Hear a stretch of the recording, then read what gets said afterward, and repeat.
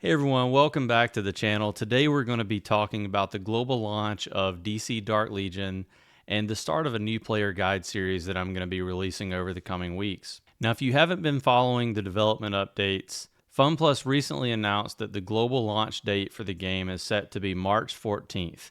You'll be able to download the game on PC, Android, or iOS at that time. And I'm really excited to share with you all the things that I've learned from playing the game since last June. Now, this guide series is going to be broken into 5 parts.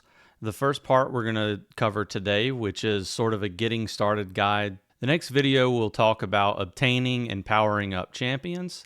And then we'll discuss your sort of, league events and how to be efficient with the league that you join. Next, we'll talk about the Batcave and how you can make room upgrades and improvements, and just in general, ways that you can make your roster and your gameplay experience more efficient. And last but not least, we're going to do a pretty deep dive into the economy and sort of what resources you should be trying to save more of, what you should be going after in all the various stores. Whether you're a spender or not, you're going to be amassing resources and coins and things that you can spend. And so we want to make sure that you're getting your roster and your account built up in the right way. Be sure to stay tuned until the end of the video, because I will be talking about the pre-registration rewards for the game and what you might want to consider in terms of, there's a choice that you'll probably want to make depending on whether the developers hit all their metrics for pre-registration signups. So definitely stay tuned to the end of the video for that. So the first concept that I want to talk about for you, and this is really directed at someone who has never picked up the game before, or maybe you've picked up the game and kind of you've started playing on a server now and you're considering doing a fresh start whenever the global launch hits. So this concept is picking a server, or where you want to spend your time playing the game into the future. And really the question here is whether you should pick an old server, i.e. one that is in existence now, or pick one of the servers that are most likely going to be created whenever the game launches. Now, the first thing I want to point out is I do think that there is a pretty nice benefit to starting on a fresh server whenever the game launches. And that benefit is going to be most prominent for heavy spenders, whales, and also light spenders who are willing to be very efficient with their rosters and log in every day, join a really good league. The kind of folks who are going to min-max and really try to get the most out of their rosters. So those two groups, I think, will heavily benefit from joining a fresh server, especially if you have a group of people that you're planning on playing the game with or starting over with. But I do think that there's a little bit of a benefit to joining an older server for certain portions of the player base. And my buddy Unstable Gamer has already alluded to this in sort of a new player global launch video that he made. But if you join an old server, you will have a little bit of catch up to do. Obviously, you're going to be joining a server with a well-established economy. There are already going to be a lot of people who are spending on the game, and they're going to have way better rosters than you. But if you join an older server, you'll have the opportunity to join a well-established league that's going to have most, if not all, of the tech research trees already researched. And with a very small account, you're going to be able to make progress very quickly, because a lot of those tech trees will directly affect your account. So they're going to help you with being able to do construction within your base, your tech research within your base. They're going to be able to help you with some of the league events where you're using vehicle combat. And I believe they'll also be helping with making your characters directly stronger. So, those things I think are really heavy benefits for you. And I think also being able to play with players who kind of understand how the game works. We will be able to teach you the ropes of the game and kind of help you with getting your roster into shape without you feeling like you're, kind of hitting your head against the wall trying to figure things out. And just quickly, I want to point out that most likely when you start, especially if this is your first time playing the game, you're going to probably be thrown into just a random server. Most likely you'll be thrown on to one of the newer servers, but we have seen people get thrown on to some of the older servers as well. If you're not on the server that you want to be on, it's pretty easy to change servers, and you can do that without having to create a new account. So what you will do is go into your character screen, go to Settings, Service, Account, and then Characters. And when you do that, you're not going to have all these characters here. You'll have basically empty slots where you could create a character on each server that is open. And the nice thing about that is, not just for new players, but who don't have an established community that are joining, but if you have a friend who you want to play the game with, if you're not on the same servers whenever you first create your character, you'll very easily be able to create a character on whatever server your friend's on and go play with them. So it's a really nice addition that they've brought to the game. Now, the next couple of things that I want to talk about are some of the events that you're going to be presented with when you first start. The first thing is the 7-day login.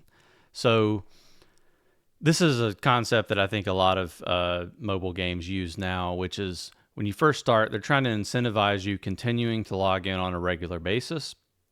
And you're going to be given a 7-day login reward calendar where every day you log in, you'll get some sort of resource. You do get a decent amount of gems and mother boxes, but the 7th day, you're going to be getting a free copy of Harley Quinn. And that's really nice to kickstart your account, especially if you don't get lucky with your bleed pulls and other aspects of the game. So I just want to point that out because it's very important to make sure that you're collecting those rewards. But the nice thing, unless they change it quickly between now and global launch, is if you miss a day of logging in, those rewards don't go away. So, basically from the time that you start your account, it's basically a 7-day toll. And at the end of those 7 days, you could log in having not logged into the account at all since you made the account. And you're going to be able to collect all 7 days of the rewards. So it's really nice that you're not going to miss out on things from that perspective. The second thing is royal rankings. So this account is older than I forget what the period is, but I can't see the event anymore because I made it so long ago. But essentially, there is a reward track that as you're building your account, and I think it goes up to around account power 500,000 or 600,000. You will be able to earn Red Hood shards. Now, Red Hood isn't the greatest character in the game, but when you're first starting out, it's important to try to get as many characters as you can because you might end up finding them to be beneficial in certain game modes. So, don't try not to miss out on obtaining those Red Hood shards, and you'll get that by essentially just playing the game, going through the campaign. You're probably going to get your account power pretty high. Without being a spender, you should be able to either max out or get close to maxing out the royal rankings. And then the last thing I want to talk about is the Path of Justice. So the Path of Justice event, and you can see it here on screen, is basically you have the ability to earn 100 of these tokens. I forget what they're called, justice points, of course. And once you earn 100 justice points, you will be able to select a mythic champion from this mythic champion pool here.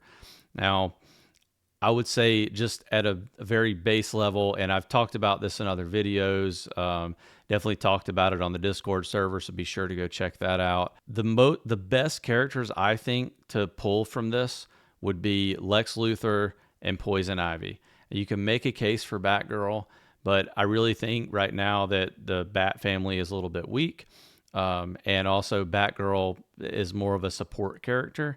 I think Ivy is truly the best character select from this, especially because there are a few different ways to earn more Ivy shards through playing the game. And again, I think Lex Luthor, especially now that we've seen Legion of Doom, I think he's another solid choice to pull here. but you'll be able to earn points or these justice points by just doing things in the game, by developing your roster and getting through certain game modes. There are a couple of things in here that are difficult. You're going to have to get to Training Simulator 100, and there are a few other items that will require a lot of patience from you.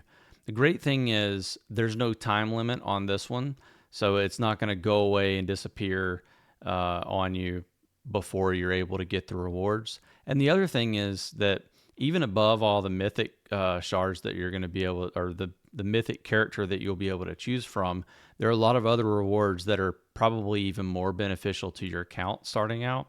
And I would say, the gems and the world anvil fragments are just really going to set your account up for success. So definitely something that you want to watch out for. And then just a few more things, just some, I guess, maybe quick tips for you, because obviously some of these other videos will cover it in more detail, and I don't want to spend a lot of time on it. But first thing would be code redemption. So if you're on the Discord server, you'll see that you can redeem some codes here and there. We have a code for counting to 1,000 in one of the channels. We get a code, and there's a few other things that have come out, seasonal codes and that sort of thing. So some people get confused on how to redeem those. You simply go into your account settings and go to service, and you probably saw it on the screen earlier, but redeem code, you can type that in, it goes to your mailbox, and you can obtain those rewards. So that's just a little quick tip for you.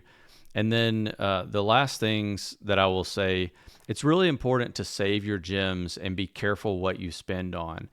There are only a few things that you should really be spending on as a new player, and I will definitely be covering those in the economy deep dive and probably some of the other videos that are coming up.